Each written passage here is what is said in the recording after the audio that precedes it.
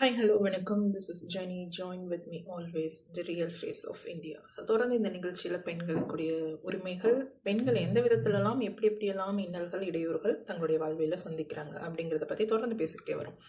அடுத்து குடும்ப வன்முறையில் நம்ம பார்க்க போகிறது என்ன அப்படின்னா, ஒரு பெண் திருமணமாகி வரும்போது அவங்க அந்த குடும்பத்தில் உள்ள எல்லா நபர்களையும் அனுசரித்து போகணும் அப்படின்னு சொல்லுவாங்க.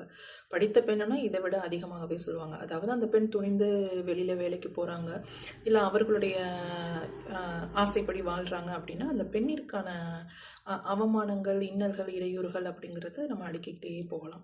எப்படி சொல்கிறோம் அப்படின்னா, இப்போ அந்த புது இடத்திற்கு அவங்க திருமணமாகி வரும்போது என்ன ஆகும் அப்படின்னா, நீ மாமியாருக்கு மரியாதை கொடுக்கணும், அடுத்த நாத்தனார், father in law, mother in law, sister in law, brother in law, குழந்தனார், மைத்துனர், அவர்களுடைய உறவினர்கள் அப்படின்னு ஒரு பட்டியல் நீண்டுகிட்டே போகும். அந்த பட்டியலில் இருக்கிற நபர்களுக்கு நம்ம என்ன பண்ணணும் அப்படின்னா, ஒவ்வொருத்தர்கிட்டையும் நம்ம ரொம்ப மரியாதையாக பணிவாக நடக்கணும் அப்படின்னு எதிர்பார்ப்பாங்க. இது இல்லை அப்படின்னா அந்த படித்த பெண் கொஞ்சம் ஒரு ஆணவமும் கிடையாது, ஒரு டீசன்சியை மெயின்டைன் பண்ணுறாங்க அப்படின்னா அந்த பெண்ணிற்கு கொடுக்கக்கூடிய பட்ட பெயர்கள், பட்டம் வாங்குறாங்களோ இல்லையோ பெண்கள், பட்ட பெயர்கள் அதிகமாக சமூகத்தில் கொடுக்கப்படுகின்றன. ஒவ்வொரு குடும்பத்திலும் அந்த பெண்ணிற்கான பட்ட பெயர்கள் அப்படிங்கிறது ரொம்ப அதிகம்.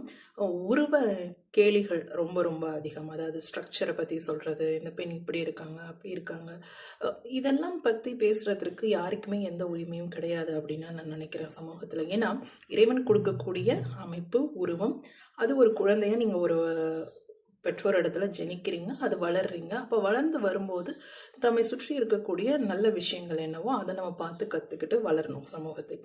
இதெல்லாம் எங்கேருந்து வந்தது? இப்படியெல்லாம் பெண்களுக்கு துன்புறுத்தலும், சீண்டல்களும், கிண்டல்களும், கேலியும் தேவையா சமூகத்தில் அப்படிங்கிறது கேள்விக்குறியாக நான் வைக்கிறேன். ஸோ தொடர்ந்து அதை பற்றி திங்க் பண்ணுவோம். நன்றி.